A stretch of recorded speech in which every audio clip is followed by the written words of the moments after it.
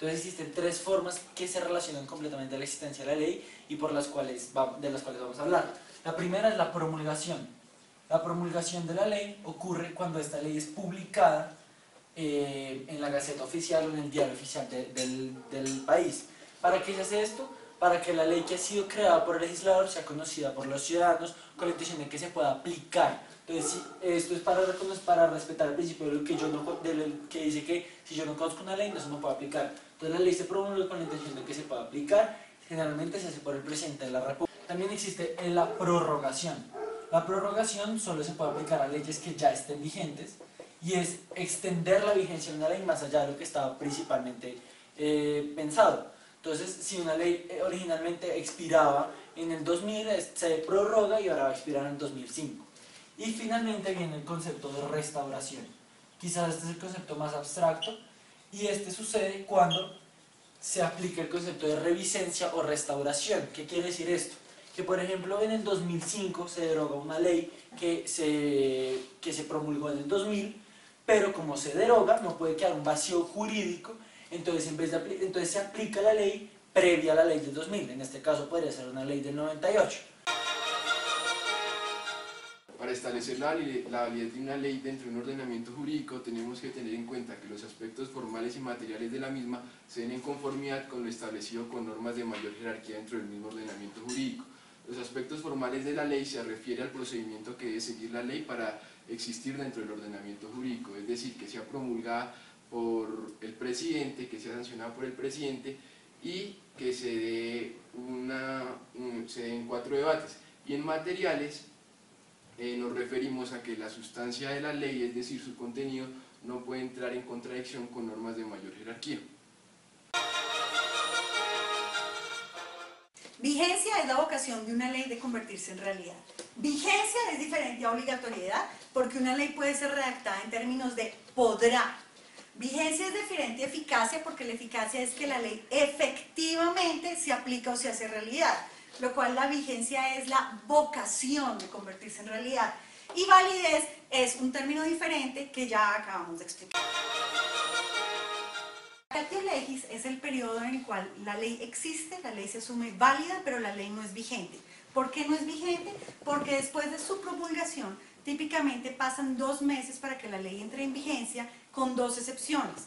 1, que la ley diga una fecha específica en la cual entra en vigencia, o 2, que haya un estado excepcional en el estado o en el gobierno, y en este caso la ley entra en vigencia inmediatamente. Promulgación y vigencia no son lo mismo. Cuando una ley se promulga, se comunica a los ciudadanos que esa ley existe, pero solo entra a ser vigente en unas fechas establecidas. La vigencia implica validez, es decir, la validez es condición necesaria típicamente para que haya vigencia. ¿Puede ser válida una ley y no vigente? Claro, durante el vacatio legis hay una ley que ya existe, que es válida, pero no es vigente porque no se ha activado. Otro caso en el cual la ley puede ser válida y no vigente es que se suspende la aplicación de la ley durante un periodo de tiempo. Ejemplo que habíamos dado cuando se suspende la orden de captura a un guerrillero para que pueda negociar con el gobierno. La Corte Constitucional ha expresado en temas del principio de favorabilidad que leyes que se han declarado inexequibles por forma pueden seguirse aplicando, es decir, siendo vigentes para el tema penal. Se presume que una ley existe cuando es promulgada. Cuando esta ley es promulgada, se asume su validez. La validez tiene que ver con temas tanto de forma como con temas materiales. Y después de que se asume su validez, a la promulgación se ha dicho cuándo la ley entra en vigencia y si no se ha dicho, se asume que entra en vigencia 2 meses después. Bueno, vamos a hablar de los mecanismos de desactivación. Estos hacen cesar la vigencia de una norma. Se pueden dividir en desactivación propia y desactivación por consecuencia.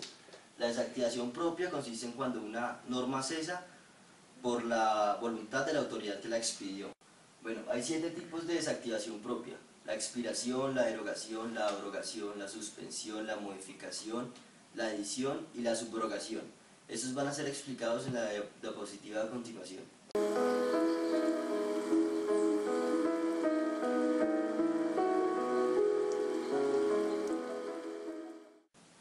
Por el otro lado encontramos la desactivación por consecuencia, que consiste en que la vigencia de una norma cesa debido a invalidez o inconstitucionalidad. Esto se puede dividir en dos, en directa e indirecta.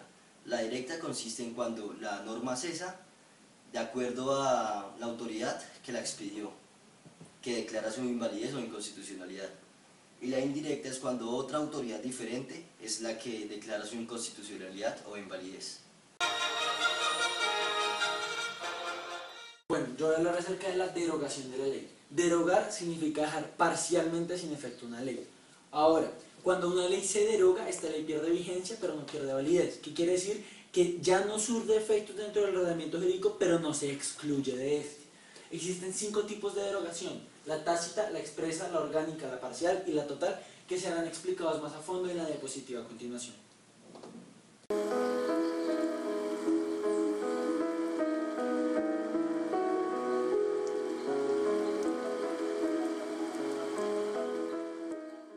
La situación jurídica consolidada hace referencia a la imposibilidad de modificar situaciones que ya fueron reguladas o decididas en el pasado acorde con la ley existente o la ley vigente. Entonces, de lo anterior se desprenden 2 cosas importantes.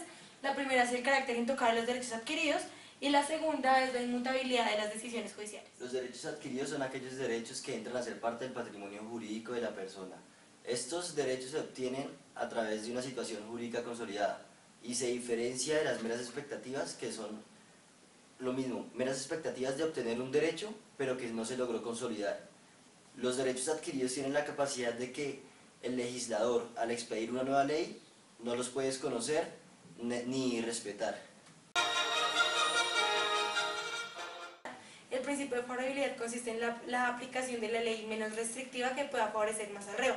Esto se encuentra consagrado en el artículo 29 de la Constitución, en el artículo 6 del Código Penal y en el artículo 44 de la Ley 153 del 87.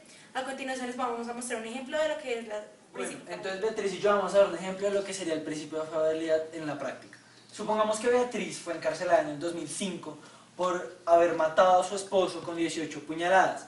En el año 2005 Beatriz fue condenada a 25 años de prisión bajo la regulación normativa vigente. Ahora, en el año 2013 sale otra regulación que dice que la mayor pena existente para el tipo de homicidio que cometió Beatriz no son 25 años, sino 18.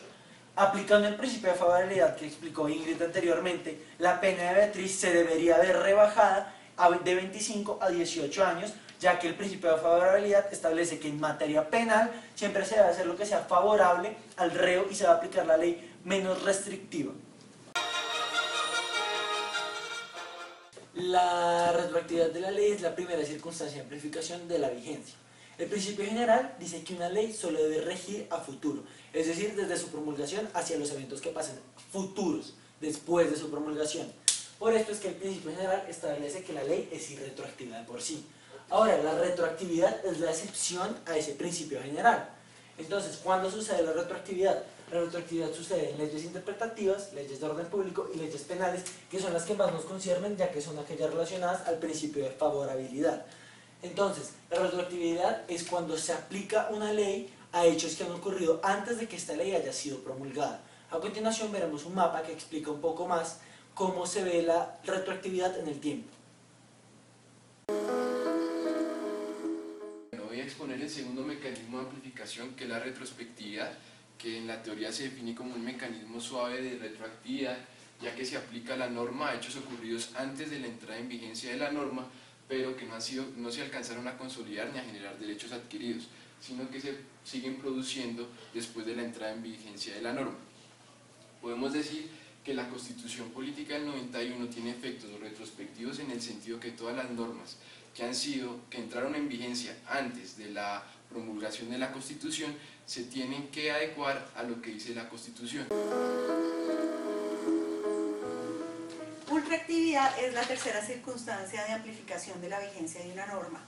Cuando una norma A vive entre 2 determinados momentos del tiempo y en ese determinado momento del tiempo ocurrió un hecho que es juzgado después de la desactivación de su vigencia, la norma sigue existiendo porque, aunque haya sido desactivada, tiene que juzgarse el hecho con lo que estaba vigente en ese momento.